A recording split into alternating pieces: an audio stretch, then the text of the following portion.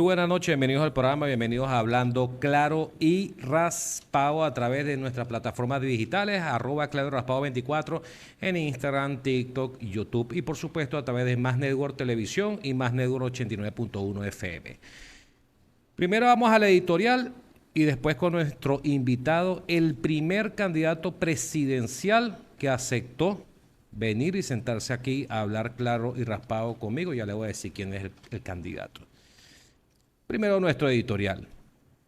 Gracias a Dios, las redes sociales por fin sirvieron para algo positivo, que es darle captura a estos dos desquiciados hermanos llamados Rebeca y Francisco García. Gracias a Dios ya están capturados en España. Este par, me estoy enterando que en el caso de Rebeca, vi un programa ayer de una de las muchachas afectadas, le escribió un libro y lo está vendiendo en Amazon. En el libro ella relata cómo violaría a una de sus víctimas. Esta dama que lamentablemente se ve que tiene severos problemas mentales. Y así ella dice que escribe libros, en realidad son manuscritos de 3, 4 páginas dedicadas a sus víctimas. Una gente de verdad que hay que tenerle un miedo profundo, un miedo tremendo, al igual que el hermano. Por ahí salió este muchacho que se llama Giampiero Fusco. Todo el mundo lo criticó porque los dos hermanos estuvieron en la cuestión de la manada. Yo no lo criticaría, yo lo critico a él por todo lo que él hace en sus ex redes sociales, porque ya no tiene redes sociales, gracias a Dios, a quien hizo eso. Pero de verdad yo no lo culpo a él de que esos dos desquiciados hayan estado en su cuestión, en su club. Él más bien dice que, bueno, vieron la cosa medio rara y bueno, y los apartaron un poco. Pero gracias a Dios ya se pudo dar captura. Ya fue notificada la Fiscalía General de Venezuela y en cualquier momento se procede a la extradición del mismo. Hablando también de ello, tocamos el tema de este muchacho influencer, bueno, ex-influencer, porque ya no tiene redes sociales, las que tiene son muy poquitas. Ahora, Giampiero fue entrevistado por un amigo aquí de una amiga que tengo por acá, que se llama Daniel Oviedo. Yo creo que Daniel fue demasiado conservador con este señor. Porque este muchacho agarra y dice que bueno, que él todo lo que aprende, que todos los cursos que ha hecho, lo ha hecho es por YouTube. Oye, qué bueno. Es decir, ahorita todo el mundo puede hacer un curso por YouTube.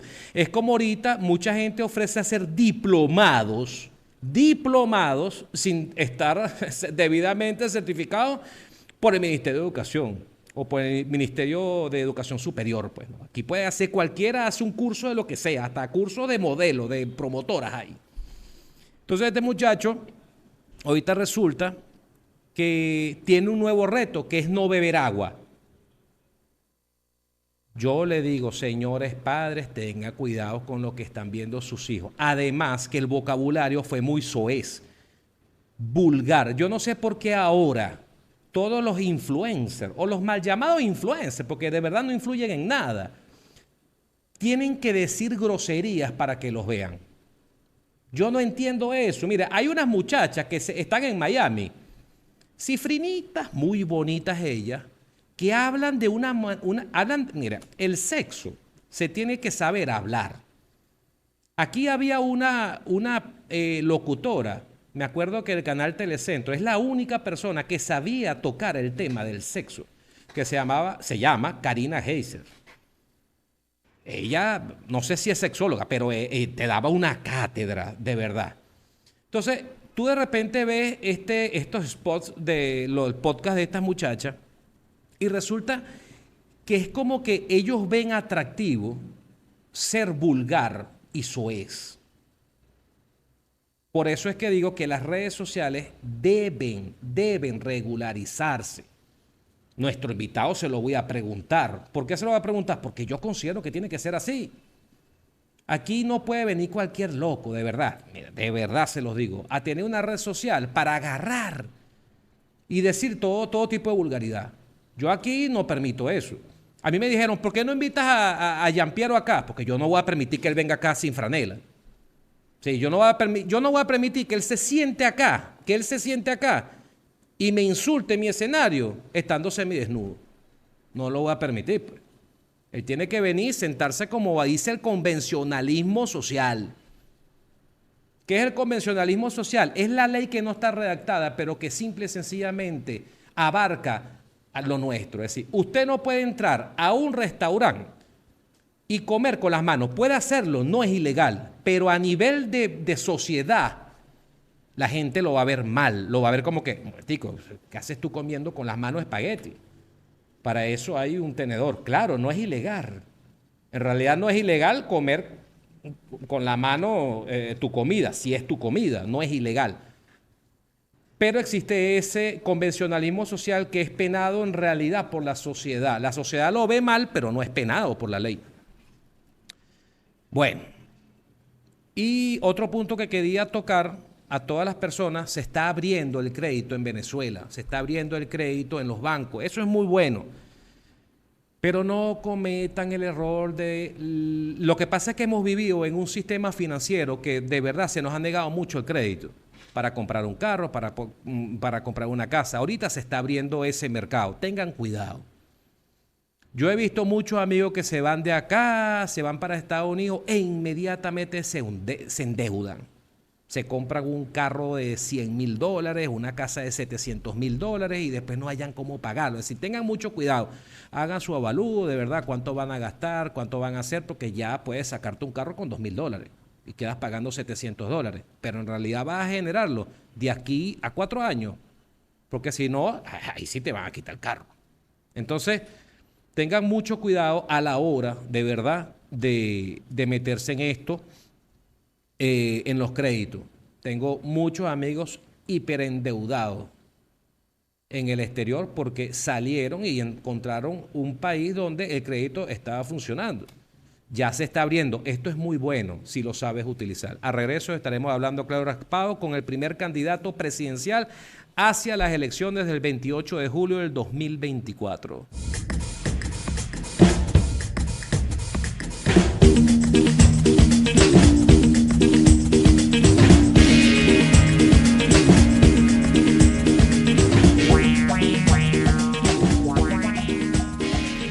Hablando claro y raspado a través de todas nuestras redes sociales y también a través de Más Network Televisión y Más Network 89.1 FM.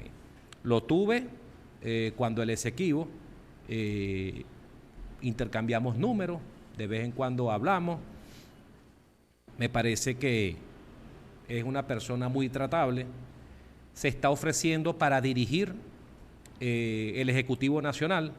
Está poniendo su experiencia, más que todo de educación, a ustedes. Y él es Antonio Carri. Bienvenido al programa, bienvenidos a Hablando Claro y Raspado. Vengo a hablar claro y raspado. No, bueno, aquí hay dos formas de que te vayas. O feliz o infeliz. ¿Me entiendes? Hay dos formas. Bienvenido al programa. Gracias, Basilio. Estuve viendo un poco tu rueda de prensa, una rueda de prensa bastante particular y peculiar. Hablaste de un tema que para nadie es mentira, que nos está afectando, que es el tema del sistema eléctrico, el tema de los cortes como tal. Bueno, ya yo me sé todo lo que me dice el gobierno, pero ahorita tú me estás ofreciendo dirigir el Ejecutivo Nacional, uno de los poderes principales de este Estado. Creo que es el principal poder. Háblame de lo que harías, pero lo que en realidad es estudiado, de lo que en realidad sea viable, no la demagogía de un político que quiere captar un voto. No, en realidad, ¿qué has estudiado de esta situación? Bueno, primero, muchísimas gracias por esta gran oportunidad que me da.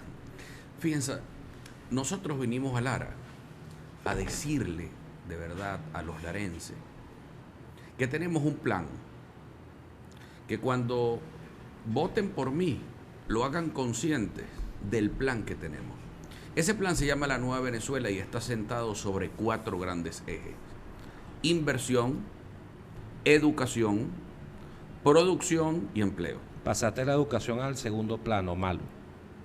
La segundo plano, y te voy a explicar por qué. ¿Por qué? No me gustó. No, déjame decirte que Me caíste bien por la educación. Pero, no, pero es que déjame explicarte. Tenemos que estimular la inversión. Porque si nosotros no aumentamos la producción petrolera, y eso se hace con capital internacional, pues nosotros no vamos a tener con qué financiar esos servicios educativos. Pero si nosotros nada más dejamos la inversión y no ponemos la educación, evidentemente no vamos a tener economía productiva. La verdad es que todo debe obedecer. Primero, no lo estoy poniendo a segundo plano. Yo quiero en esto aclararlo. El eje transversal de nuestra propuesta es la educación, como el eje de transformación de la sociedad. Porque es tu pilar, la Porque educación. es mi pilar, es el pilar, pero además el pilar que es lo que nos puede sacar del subdesarrollo. Y lo que le hace falta a la sociedad mundial. Sí, pero como tengo que aterrizarlo, tú me viniste aquí no solamente a preguntarme el qué, sino el cómo, y así arrancaste. Entonces yo tengo que buscar capital internacional que vuelva a Venezuela. Eso es Incluso primero. capital nacional. ¿Y cómo harías con la situación de las sanciones? ¿Inmediatamente te vas a negociar? No, es que por supuesto tenemos que levantar las sanciones, porque las sanciones lo que se han convertido es para el negocio de unos pocos. Para unos pocos que viven en los extremos, en una parte del gobierno y en una parte de la oposición. Tú lo dijiste. ¿Por quién lo dijiste? Bueno, por una razón, porque eso se convirtió en un negocio. Pero no, dame nombre. Ah, no, te puedo dar todos los nombres que tú quieras. Dame 5. Bueno, mira, para no caer el tema de los nombres. Pero no me guabiné. No. Ah, bueno, es verdad que estamos claros y raspados. Claro, dame 5. Mira, no, te lo doy 4. Ajá. Leopoldo López, número 1. Carlos Vecchio. Julio Borges. Ramos Ayub. Ahí tienes 4. Pero falta el peor, ¿Cuál? el que se fue hace poco. ¿Guaidó? No, es un empleado de estos 4. Ah, no sabía. Sí, no, eso es secundario. ¿Por qué? Porque convirtieron las sanciones también, porque eso está ahí, no lo estoy diciendo yo. Tú lo dijiste en un programa, que se convirtieron en un denunciado. negocio. Se convirtieron en un negocio, pero es que tú ves que cómo administran los bienes de Venezuela en el exterior. Yo se lo dije a Astoria en su cara y tuve hasta un problema con él cuando era embajador. Gracias a Dios salió de esa embajada, porque era un obstáculo para la normalización de Venezuela. Porque aquí hay grupos, unos que viven de que el país esté sancionado porque no tienen que rendirle cuentas a nadie, los de aquí adentro. Y hay unos que están allá afuera que convirtieron su modo de vida también en eso. Y por eso es que hay una inmensa mayoría nacional que está decepcionada de los dos bloques, tanto de la oposición como del gobierno. Y somos una gran mayoría. Ahora, tú me dijiste algo que es muy importante, me preguntaste algo que es muy importante. ¿Cómo vamos a resolver los problemas de los servicios públicos? Precisamente porque no vamos a caer en las peleas de estos dos grupos, que mientras ellos están peleando, la gente se queda sin luz, la gente se queda sin agua, las obras siguen paralizadas. Por ejemplo, hoy di el ejemplo de uno de los monumentos más terribles de la corrupción de todos estos años, Yacambú-Quibor. Esa gran represa, el 4 de diciembre de 1973 se le puso la primera piedra. ¿Tú puedes creer que llegamos al 2024, 50 años después, y la obra no se ha culminado? Si eso tú me dices, eso es uno de los ejemplos. Ahora, yo he escuchado acá muchos candidatos decir que lo van a arreglar y no lo han arreglado. Tú me dices que lo vas a arreglar y capaz no te creo. No, pero es que además cuando tú tienes un plan nacional y yo quiero, porque yo aquí voy a hablar sin ningún tipo de complejo. ¿Por qué las grandes obras de Venezuela, como en otros países, no se han hecho por vía de concesión privada? Las grandes obras, por ejemplo, hay un proyecto que es muy parecido al de el Yacambú-Quibor, que es el proyecto Olmos en Perú. Ese proyecto se hizo en 5 años en Perú, 5, y lo hizo una empresa privada. Y ahí está toda esa gente beneficiada, no solamente los propietarios de tierra, sino los sembradores, porque eso es para riego, y además el área metropolitana de Barquisimeto tuviese agua hoy. Entonces tú quieres hacer la remembranza de la construcción del Canal de Panamá en esa obra. Regreso me lo responde.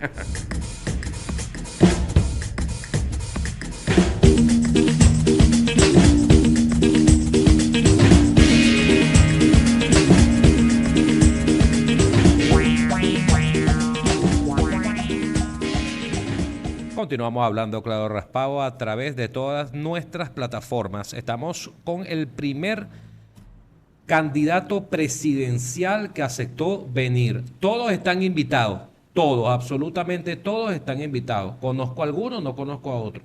Todos están invitados, se les va a pasar su invitación. Bienvenidos, siempre bienvenidos. Te dejo una pregunta al aire. Tú hablaste más que todo de dar concesión, que viene siendo como un sinónimo de privatización. Bueno, porque va a estar el capital privado. Cronológicamente hablando, claro, te van a meter plata, privado, claro. Uh-huh. Pero ahí también se ve el fenómeno del Canal de Panamá. Estuvo bajo las manos, la plusvalía completa iba hacia Estados Unidos, que fue quien contrató y quien hizo el canal. En el 2000 le entregan, gracias a lo que me acaba de decir el Torrijos Carter. El Torrijos Carter, le entregaron en el 2000 la administración completa del Canal de Panamá. Pues pasaron 100 años.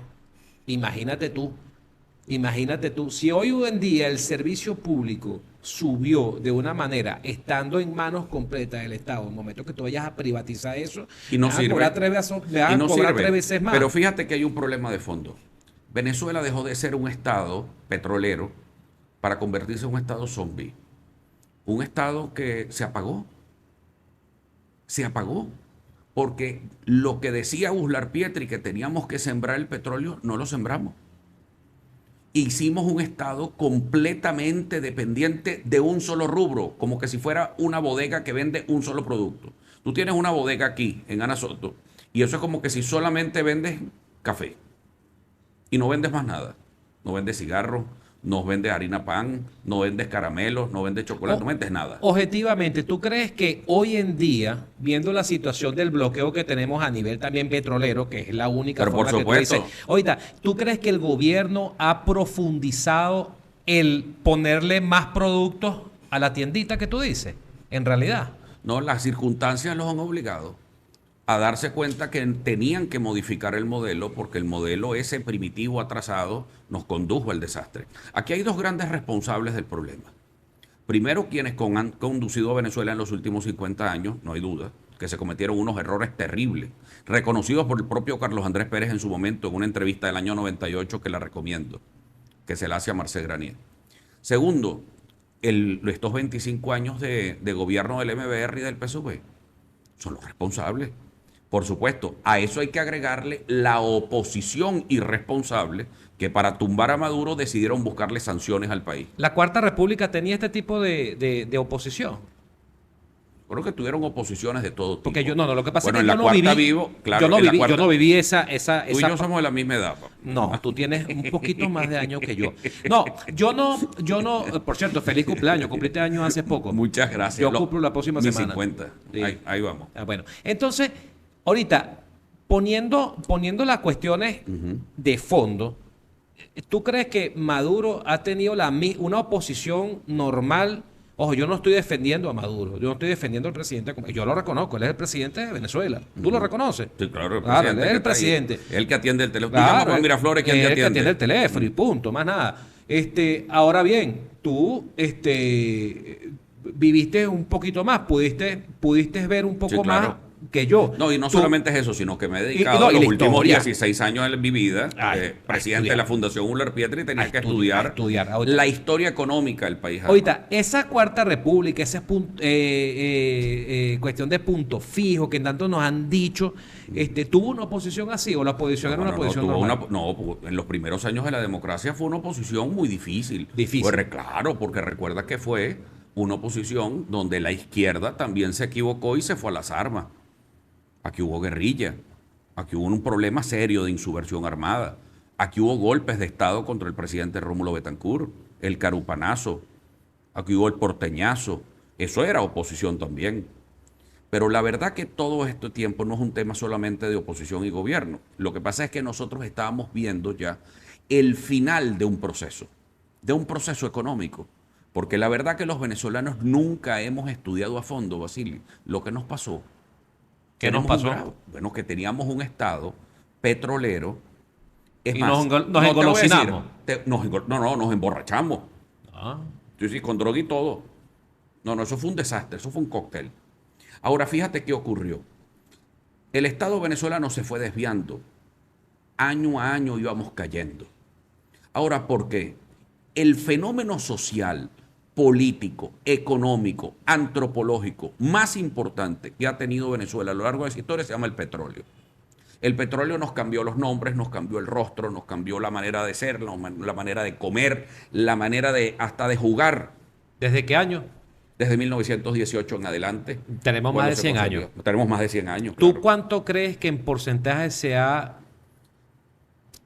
hecho buen trabajo con toda la plata que ha entrado? Mira, entre en el petróleo? 1936 y 1976, por eso en esos primeros 50 años, yo creo que las cosas se hicieron muy bien. Muy bien. Fíjate que te estoy hablando de ¿Tú eres distintos pro gobiernos. Pérez Jiménez? No. ¿Tú crees que Pérez Jiménez tuvo que haber quedado 5 años más? Medina, no, yo creo que los Adecos y Pérez Jiménez fueron un accidente histórico después del año 45, porque nosotros estábamos llevando las cosas muy bien con López y Medina. Ahora, ese es el criterio. Es decir, yo vengo de ser presidente de la Fundación USLAR, defiendo ese criterio. Pero déjame decirte algo. Discrepar. Luego, el año 58 es Ahorita te distinto. igual. El año 58 es distinto.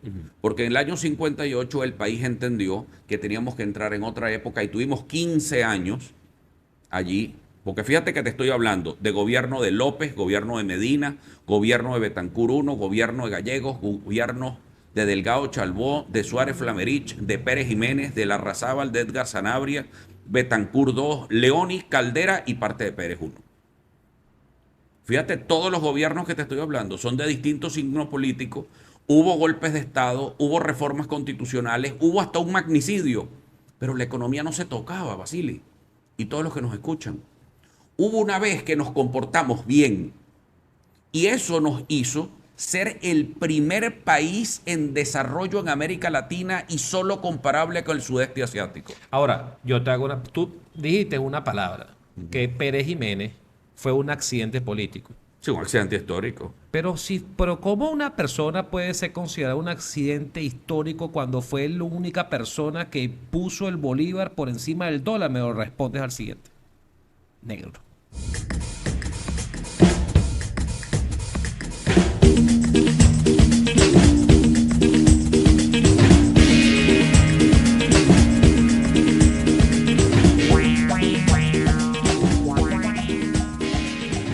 Continuamos hablando claro y raspado con el candidato presidencial Antonio Ecarri, persona que tiene la educación como bandera. Claro, ahí se colió un poco la parte de la inversión, es lógico porque hay que buscar la platica como tal para arreglar las escuelas y todo esto. Mira, yo lógicamente... Pero para que tengamos una economía productiva. Exacto, y lógicamente. Y con eso, Para la educación es clave. claro, y eso es lo que me gusta, pues la educación.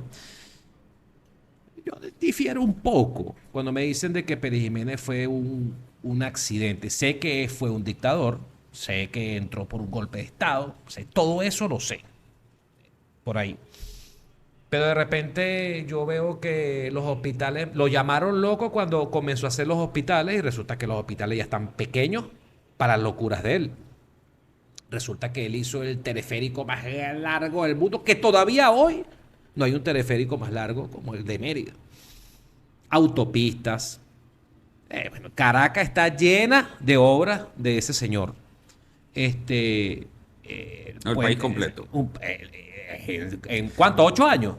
8, 7 años más o menos. La verdad que son, si tú lo en primero son 5 años formales más 5 en junta. Ok. Pero sí, bueno, por lo menos 10 años, entre el 48 y el 58. Dejó un legado. Sin duda. Sin duda. No, Tampoco es un por accidente. No, te catalogué por accidente histórico porque el 18 de octubre del 45, que es un gran debate histórico venezolano, que el 18 de octubre del 45 no ha debido ocurrir. porque fue cuando hicimos que los militares volvieran a meterse en política para generar cambios políticos. Y a mí lo que me gusta son las elecciones. Entonces a mí no me gusta el 18 de octubre, y no me gusta tampoco el 4 de febrero, y no me gusta el 11 de abril, y no me gusta y por supuesto el ridículo que hizo Leopoldo López ahí con los plátanos menos. Entonces yo... ¿Para ti el 11 de abril fue un golpe de Estado? Sí, claro, por supuesto que sí. Fue un golpe de Estado. Pues claro, evidentemente fue un golpe de A Estado. nivel legal, yo como abogado sí lo catalogo como un golpe de Estado. Evidentemente, un golpe de Estado. Ahora, pero déjame decirte por qué Pérez Jiménez. El tema de Pérez Jiménez hay que evaluarlo en su justa dimensión histórica. Fue un buen presidente.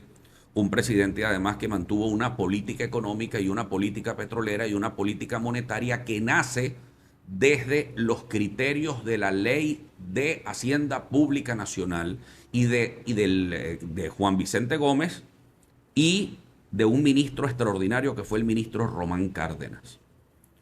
Nosotros tuvimos entre 1918 y el año 2000 la misma Ley de Hacienda Pública, donde teníamos control de los gastos, además de manera muy seria y muy disciplinada de la República. Sin embargo, ¿cuándo comenzaron los problemas? Cuando tocamos dos instrumentos clave, la política monetaria y la política petrolera. Y esa la tocó Carlos Andrés Pérez I. Yo soy fanático de Carlos Andrés Pérez II, pero muy crítico de Carlos Andrés Pérez I. ¿Por qué? Bueno, por sus políticas económicas. Porque todo el mundo dice que es al revés. No, bueno, tú sabes que realmente pienso al revés que mucha gente. No, la gente dice que fue un buen presidente. En la primera y en la segunda fue un fiasco. Tú sabes que en esta conversación muchos se estarán preguntando, pero ¿por qué están hablando tanto historia? Porque es que la historia es lo que nos lleva acá. Es porque un país que no sabe de dónde viene no va a saber nunca dónde está y no va a saber nunca dónde va. Entonces, ¿dónde están las claves del éxito? Son independientemente, se llame Medina, se llame López, se llame Pérez Jiménez, se llame Betancur, se llame Caldera, esos son gobiernos que tuvieron una sana política petrolera y una sana política monetaria, donde permitieron que la inversión privada caminara junto con el Estado y hubiese un equilibrio. Y ese equilibrio generó que todos los valores sociales caminaran en positivo en Venezuela. Bueno, a tal punto que el hijo de Juan Bimba terminó siendo profesor, profesional. Ya el venezolano no era analfabeta. Hasta en el último rincón del país, y ahí hay que recordar a otro gran venezolano como el maestro Luis Beltrán Prieto Figueroa, llegó hasta cada rincón de Venezuela.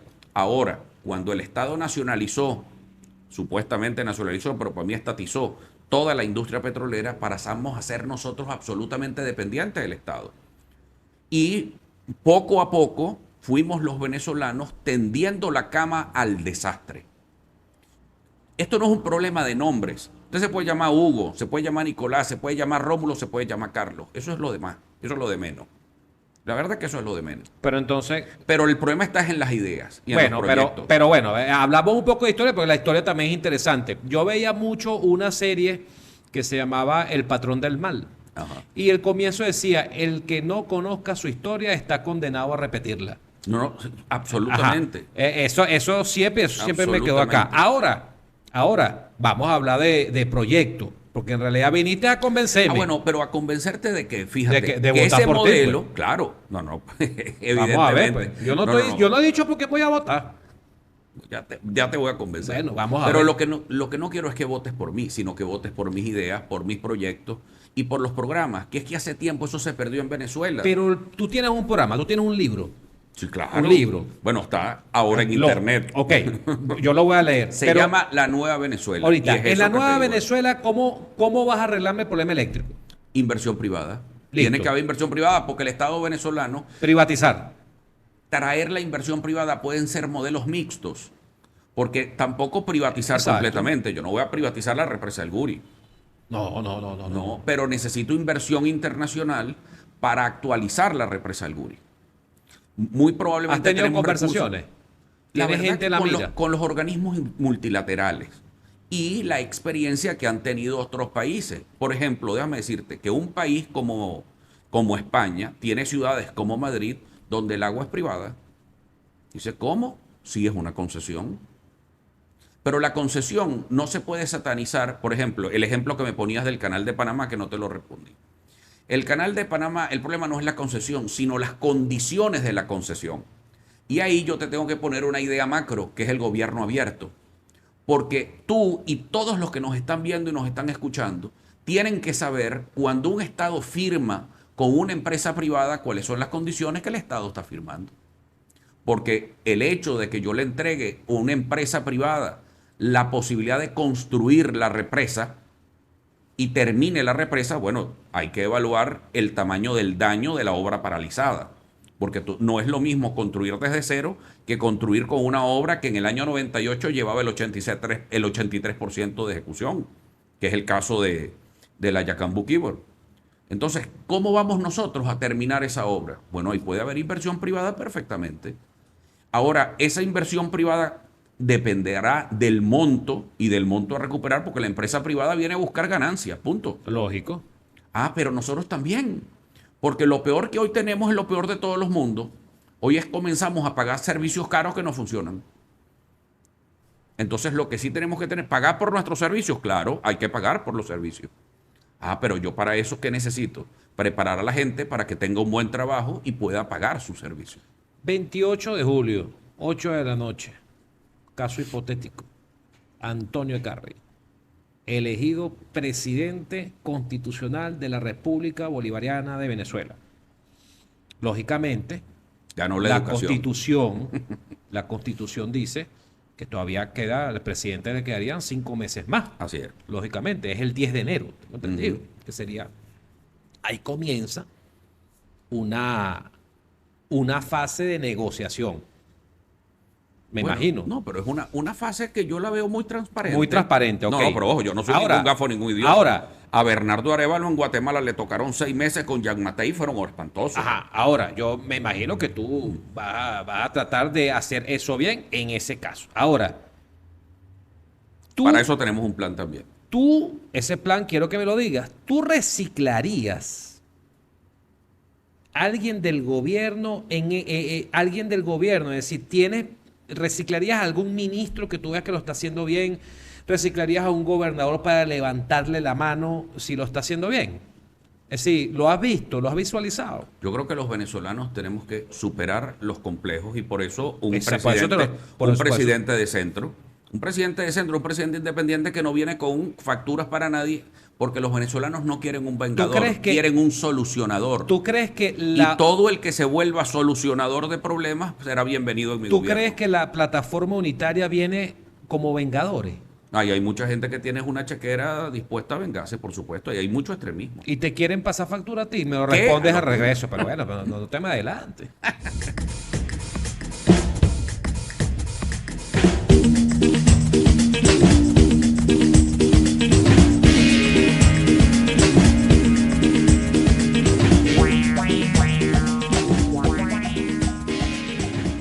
Continuamos hablando claro y raspado con el candidato presidencial Antonio Eckarri. Te dejé una pregunta al aire. Mucha gente acusa, las personas que adversan a la posición política de la plataforma unitaria, acusa de que va a venir, eso se le escucha mucho a las personas del gobierno, que van a venir, te van a quitar la bolsa de plata, te van a quitar esto, te van a quitar lo otro, y vienen como vengadores.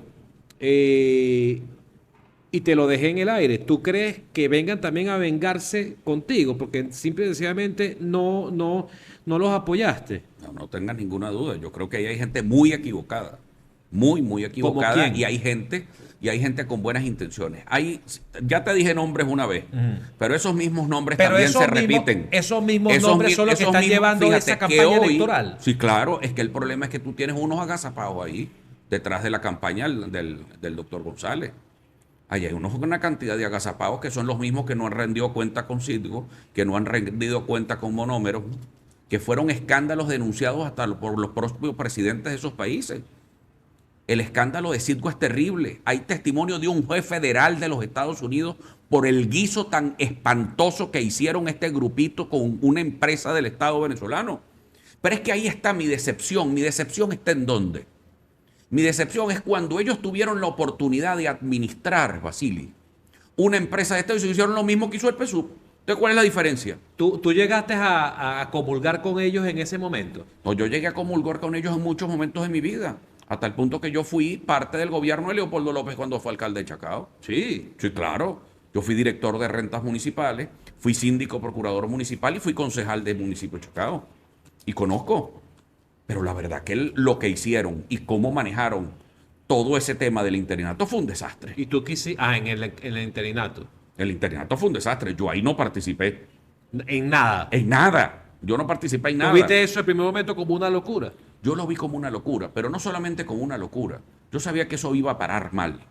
Porque además yo venía, a pesar de tragarme las ruedas de carreta, de ser un adentro de la plataforma unitaria, callarme mi voz disidente, pues no podíamos hablar en público, pues entonces eres un divisionista. Pero yo me harté de ese chantaje, de que si tú no estás con lo que nosotros decimos y como nosotros decimos y para los negocios que nosotros decimos, entonces tú estás con Maduro, entonces tú eres madurista. No, aquí hay un país que no es madurista, pero que no le gusta el chantaje de la MUD. Pero entonces, Y por eso estamos planteando unas ideas diferentes. Un plan distinto a ellos, que no tienen plan. lo que pasa es que en medio de la polarización que tiene Venezuela, porque Tenía, hay un... tenía, porque la polarización Bueno, es un fenómeno muy ruidoso. bueno, tú... Pero la gran mayoría del país que quiere, tranquilidad. Ok, tú, esa polarización que yo digo la derrotaste cuando te enfrentaste a la almiranta Carmen Meléndez, porque Sí, llegaste claro. de segundo. Claro, claro. ¿Me entiendes? Pero le tú sabes ganaste a la ¿sabes MUD. No, claro, lo dupliqué en votación. Exacto, es en decir, Caracas. ahí donde yo digo, tú tienes nivel moral para hablar de que no hay polarización política. sabes la porque polarización- tú te mediste y bueno, ¿Tú sabes llegaste, dónde, pues. dónde la polarización prácticamente es nula? En los sectores populares. Y yo lo fui descubriendo desde los sectores populares de Caracas cuando fui candidato a alcalde de Caracas. Ah, ¿no gané las elecciones? No, no las gané. ¿Y tú sabes por qué? Por la abstención. Porque aquí había gente que estaba llamando a la abstención mientras yo era candidato. Y por eso el almirante Carmen Meléndez es alcaldesa de Caracas. ¿Tú crees que lo hubieses ganado? Por supuesto. Por supuesto que hubiésemos ganado. No tengo ninguna duda que hubiésemos ganado. Pero ahí estaba el fantasma de la abstención. Ah, pero de ahí en adelante, del 2021 en adelante, comenzaron a darse cuenta que era un error. Pero yo se los estaba diciendo desde el 2018 dentro de la plataforma. Pero déjame decirte algo. En enero del año 21, el llamado G10 o G4 extensivo G10 tomaron la decisión de excluirnos de la plataforma unitaria a dos organizaciones. ¿Quiénes? Lápiz y 20. Pero 20. Y 20 Venezuela. Quedamos 20. los dos fuera. María Corina Machado, Antonio Carr. Los dos. Quedamos fuera de la plataforma. Nos excluyeron expresamente. Lo que pasa es que María Corina los derrotó. Yo te voy a decir una cosa. Yo le tengo mucho más cariño y respeto y mucho respeto personal porque he compartido con ella muchísimos años. Es con María Corina Machado. Ah, que no estoy de acuerdo con muchas de sus tácticas. No estoy de acuerdo. Pero la respeto muchísimo. Y créeme que la quiero más que muchos de los bichos esos que están agazapados detrás de su liderazgo. ¿Tú crees que ganando, que en un supuesto gobierno de González, traigan a gobierno a personas como las nombradas anteriormente? Sí, claro, bueno, no sé, eso tendría que preguntárselo a él. Pero bueno, ¿qué dice tu Bueno, análisis? hoy no se pueden poner de acuerdo ni siquiera con los comandos de campaña. Entonces, quien no se puede poner de acuerdo ni siquiera con los comandos de campaña, imagínate tú con un nuevo gobierno, teniendo a todos los poderes en contra. Es decir, que a mí me huele eso a ingobernabilidad y a insostenibilidad. Ahora, lo que sí te puedo decir, y ojo, yo no me estoy metiendo personalmente aquí con nadie, yo quiero ser muy respetuoso, no. sumamente respetuoso. Pero ahí, al hecho. Yo estoy señalando, son unos casos que están Bueno, dijiste pendientes. algo que abiertos. de verdad me dejó loco. Yo no sabía que ustedes fueron excluidos. Fuimos excluidos. Fuimos excluidos expresamente. Y resulta que desde enero del año 2021 ya ellos habían tomado la decisión de que iban a elecciones de alcaldes y gobernadores. Ellos ya tenían tomada la decisión. Pero no quisieron participársela a nadie para no tener que contarse. Y después cuando se contaron, que iban para primarias, yo dije que yo no iba a esa elección primaria. ¿Y por qué no fui? Primero porque no formo parte de la plataforma. María Corina sí quiso meterse. Yo le dije que no se metiera. Se lo dije expresamente en su oficina, en reunión. Le dijo, no te metas ahí, porque ahí no hay reglas claras. Y fíjate que todavía se está lidiando ahí con la falta de reglas claras. Entonces, ¿cómo voy a darle a un país como este criterios que son inciertos? Por eso yo le he pedido a todo el mundo que saquemos la carta, que vayamos a debate. El país, la democracia, no nace por un acto electoral. La democracia se construye todos los días. Y nosotros necesitamos construir una democracia civilizada en Venezuela. Por eso hoy le respondí a Jorge Rodríguez y le dije, no debemos rechazar la invitación a la Unión Europea. ¿Qué es eso? Y a la Unión Europea la provocación del tema también de las sanciones. No, vamos a bajarle dos, porque necesitamos inversionistas también de la Unión Europea en Venezuela. Necesitamos inversionistas españoles para el turismo, necesitamos inversionistas franceses para la inversión petrolera. Necesitamos muchas cosas en Venezuela para estarle dando la espalda a los gobiernos europeos. Nosotros no podemos quedarnos en eso. Tampoco podemos darle la espalda al gobierno ruso, ni podemos darle la espalda al iraní, ni a ninguno, por una razón, porque tenemos una empresa que recuperar y necesitamos capitales de todo el mundo para eso, porque yo necesito que mis niños coman y los ancianos tengan pensiones. ¿Quién fuera Ancianos no, perdón, nuestros adultos mayores. ¿Quién fuera tu vicepresidente? Me lo respondes a regreso.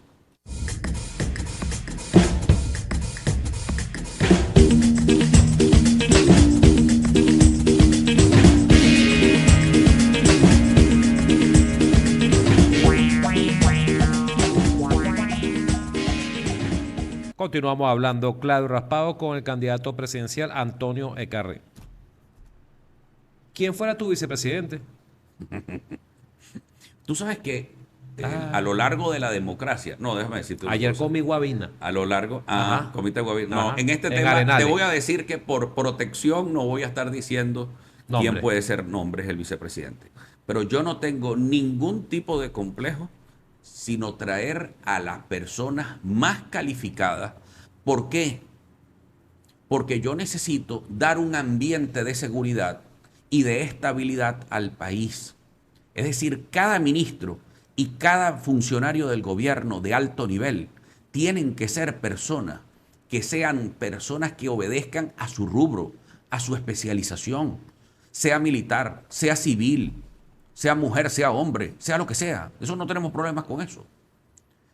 Tenga la militancia que sea. Tú ahorita analizarías a todas las personas que están en los ministerios, todas las personas que tienen cargos dentro o que son, y tú analizarías dejarlo. Pero por supuesto, porque es que en el caso, por lo menos, en el caso militar, el ministro Padrino López. Bueno, yo fíjate que mucha gente me criticó porque yo dije que si el ministro de la Defensa, para el momento de mi asunción al poder, que la transmisión de mando el 10 de enero del 25, si Dios quiere y la Virgen, es el que está ahí es Vladimir Padrino, yo tengo que ratificarlo. Y al alto mando militar que esté también lo tengo que ratificar. Pero ¿por qué lo tengo que ratificar? Porque la institución armada no es un ministerio ni un partido político. Yo tengo que velar por la independencia de las Fuerzas Armadas y la vuelta a la institucionalidad de las Fuerzas Armadas. Ese criterio, ¿tú sabes quién lo dio? Rómulo Betancourt. Que en unas condiciones mucho peores, Rómulo Betancourt ratificó el alto mando militar que venía de la Junta Militar de Larrazábal, que a su vez era el mismo grupo militar de la cúpula perejimenista. ¿Tú sabías eso? No. Eso ocurrió en Venezuela. ¿Qué es lo más normal? ¿Qué es lo lógico? Es lo lógico. Tú no puedes llegar acá cortando cabeza y diciendo tú vas para acá porque lo que puede generar es un caos. Hay una razón de fondo. Una razón de fondo en todo esto. Estabilidad. Segundo, que yo no conozco cuál es la situación real de las Fuerzas Armadas. Entonces, si yo como comandante en jefe llego raspando, ¿y a quién voy a poner? Claro. Bueno, porque desde hace 25 años yo no conozco, yo no conozco a los mandos que están allí, porque si yo me reúno con militares hoy, imagínate tú. Es decir, nosotros no conocemos la situación de las Fuerzas Armadas y yo tengo que respetar la institucionalidad de las Fuerzas Armadas. Entonces voy a cometer yo lo que estoy criticando. No puedo hacerlo. Ahora dice, pero es que hay mucha gente que sale y me critica por el Twitter y después cuando me ve en persona me dice, tienes razón, yo haría lo mismo, pero eso no se puede decir. porque es inconveniente. No, yo creo que es mejor que lo diga para que la gente sepa lo que está votando. Porque Venezuela necesita una cura de verdades y de decir que nosotros no podemos andar persiguiendo a nadie, porque esa energía que quemamos en perseguir la vamos a quemar en vez de estar solo inventando problemas. Y yo necesito aliados claves para mi gobierno. ¿Y quién es el primer aliado que yo debo buscar para mi gobierno? Uno, el pueblo venezolano. Las bases populares, los movimientos sociales, fundamentales para la gobernabilidad. Pero lo segundo, a la Fuerza Armada, yo necesito las Fuerzas Armadas sean aliados de mi gobierno.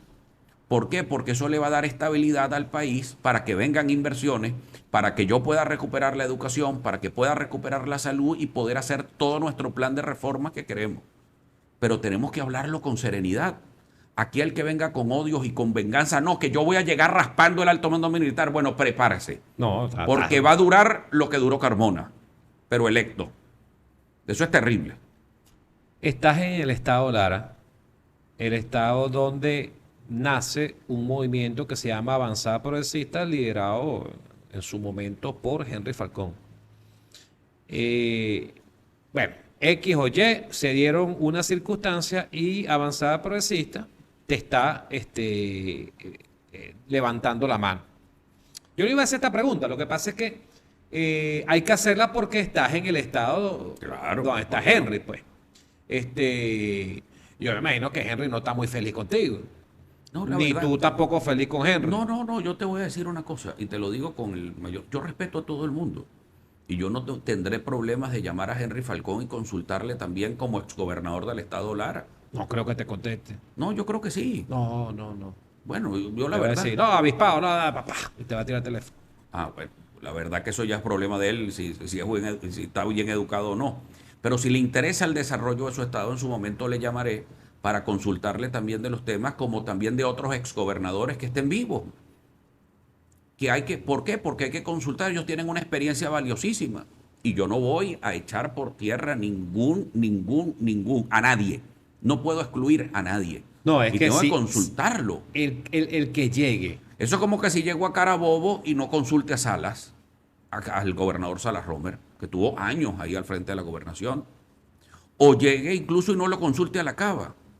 Eso es terrible, voy a tener que consultarle también. Bueno, es el gobernador en ejercicio, además tengo que consultarle de manera directa, como el caso del gobernador de aquí o el alcalde Reyes. ¿Qué voy a hacer? Llamarlos a Miraflores. Voy a llamar a todos. Y además déjame decirte, voy a iniciar una política de descentralización. A mí no me va a importar el color político del gobernador ni del alcalde, pero yo tengo que transferir competencias del Poder Nacional a los estados. ¿Y tú crees que hoy en día... Yo quiero transferir el IVA, por ejemplo, a los estados. Eres muy audaz. Es que necesitamos un presidente audaz en lo económico y un buen padre de familia en lo social. Pero bueno, la descentralización es un tema. Eso es como cambiar el orden al pedul. Eso no está muy fácil. No, porque tú tienes que ser un presidente tipo López Contreras y tú tienes que ser un presidente tipo Carlos Andrés Pérez II también, que desconcentraron poder porque entendían el momento en que estaban, si no se les iba a caer el gobierno. López Contreras se recortó el mandato y se quitó competencia, el general López Contreras, por las difíciles circunstancias que vivía el país a la muerte de Gómez. Carlos Andrés Pérez tuvo que hacer un gesto heroico que después se lo cobraron bastante sus propios compañeros de partido, que fue la elección directa de gobernadores y alcaldes. ¿Cómo no? Claro. Y después le pasaron factura. Ahora, esos pasos de la descentralización hay que retomarlos. ¿Por qué? Porque el Estado venezolano tengo que modernizarlo. A mí no me sirven esos ministerios colapsados en Caracas. Y por eso necesito darle recursos, dinero a las regiones para que puedan ejercer las nuevas competencias que también les voy a asignar. Porque no le voy a asignar recursos sin responsabilidades. Eso va a ser, por supuesto, una conversación. El presidente Maduro hace poco habló de hacer un referéndum consultivo en situación a lo de la cadena perpetua. Uh-huh. Yo iría inmediatamente a decir sí.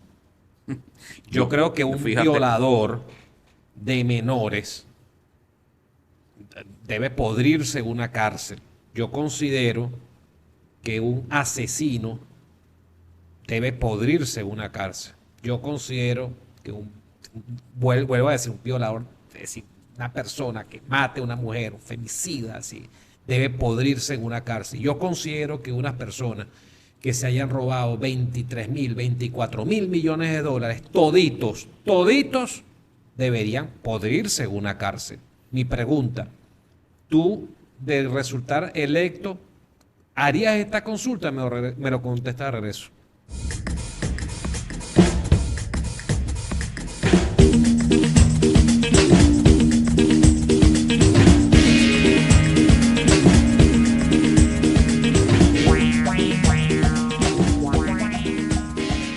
Continuamos hablando claro y raspado con el candidato presidencial Antonio Ekarri. Antonio, háblame de ese plan de desarrollo social. Fíjate, uno de los temas, tú sabes que mi favorito, tema de la educación, por supuesto. Pero a partir de la escuela, yo tengo que convertir a la escuela en un centro de apoyo a la creatividad, a la innovación, pero al acompañamiento psicológico. Yo creo que el rol del maestro, inclusive desde las propias casas de estudio, tiene que cambiar.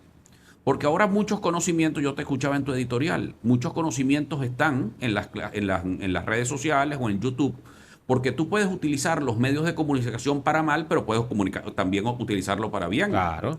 Entonces, por ejemplo, hay herramientas de innovación tecnológica educativas de primer orden que están saliendo en Silicon Valley que los venezolanos pudiéramos adoptar. Tú sabes que TikTok fue creado para educar. Sí, cómo no. Lamentablemente se está usando para otra cosa. Incluso la Unión Europea ahorita está captando influencers y está regulando los influencers. ¿Tú regularías eso? Esa es una pregunta. ¿Tú regularías los influencers? No, ¿Tú dejarías que una persona salga diciendo... Tú sabes, yo quiero estudiar cómo lo está haciendo la Unión Europea. No, en Europa, en España es donde están comenzando a tener... Sí, no, pero es una legislación europea. O sea, quieren hacerlo a nivel de toda la Unión Europea, el Parlamento Europeo. Claro, pero es lo que Pero yo quisiera... Ve para acá. Aquí, este podcast no se ha ido una sola grosería. Y este programa ha estado interesante. Claro. ¿Me entiendes? Yo no entiendo cómo es posible que se permita en las redes sociales de que se digan puras groserías pensando que eso va a traer gente. A mí...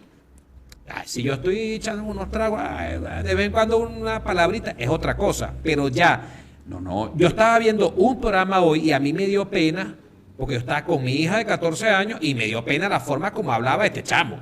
No, es una desgracia. Pero déjame explicar. ¿Pero qué harías? Bueno, pero es que esto es un tema de educación de la sociedad de fondo. No le eches la culpa a los ya papás. Tú eres el Estado, tú vas con todo el Estado. Es decir, ¿qué harías tú? ¿Cómo harías tú? Ojo, en este momento... Así como te puedo decir, no tengo respuestas para todo, pero tenemos que estudiar muy bien cuál es la legislación que están aplicando la Unión Europea. Por eso la están comenzando a dar, porque recuerda que todos estos son fenómenos nuevos y el derecho va después de los fenómenos sociales. O sea, el derecho, lógico, ¿cómo se está? Claro, es sociología jurídica. Es decir, tú comienza una situación de hecho y el derecho va a regular esa situación de hecho. Entonces, hoy... es irresponsable decir cómo puedes tú censurar una red social. Más en las condiciones que estamos... No, porque ahí sería personalísimo. Pero por si eso, yo utilizo Instagram pero para fíjate, decirles a ustedes que cometan un delito... Eso ya es un delito. Ya, eso es un delito, lógicamente. Eso es ¿cómo es que incitación se llama? al odio. Incitación al odio. Pero aparte de todos esos temas, yo te puedo decir, porque estábamos hablando de la educación, el rol del maestro aquí es clave. Por eso yo necesito un maestro muy bien pagado para recuperar a la sociedad venezolana. Porque es un maestro que te orienta para utilizar las herramientas tecnológicas, para que los chamos utilicen las herramientas tecnológicas y las clases sean de siglo XXI. Pero eso sí, el rol del maestro no es transmitir conocimiento. No es que el 1 de mayo se celebra el Día del Trabajador y memorízatelo. No, pues eso está en Wikipedia. El problema no es ese, porque eso no lo teníamos, yo no lo tenía en la escuela porque no existía internet cuando yo estaba en primaria. Entonces el rol del maestro era otro. Pero el rol del maestro hoy es el gran acompañante del muchacho. Claro, lógicamente. Entonces tiene que tener el tema psicológico, tema sociológico, el tema muy importante de estimular la creatividad y la innovación, pero el gran amigo del niño venezolano, de la niña venezolana, tiene que ser el maestro venezolano. Para estimularle creatividad, para inculcarle innovación, para abrirle los ojos en el buen uso de la tecnología y sobre todo en acompañarlo después de estos años de daño psicológico al venezolano. Con una palabra me vas a definir a las siguientes personas. Ay, papá. Ajá. Con una palabra. ¿Con una sola? Una palabra. Ajá. Juan Guaidó. Decepción. Leopoldo López. Decepción. Nicolás Maduro. Futuro expresidente, aunque son dos palabras. Expresidente pronto. Diosdado Cabello. 4 de febrero. Con una palabra, ¿cómo viste Barquisimeto, la ciudad como tal? Bueno, la ciudad la vi muy limpia. Limpia. La ciudad está muy bonita. Lo que pasa es que hay un caos de servicios públicos espantoso. El tema de lo que he visto en materia de electricidad y agua es un desastre. Te voy a hacer una pregunta de historia. A ver si me la responde. ¿Quién tiene el número 1 en la cédula de identidad? Isaías Medina Angarita.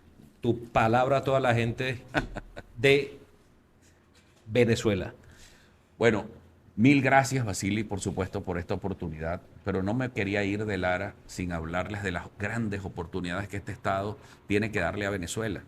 O sea, lo que este Estado le ha dado a lo largo de su historia, ahora es cuando hay que y cuando le puede dar.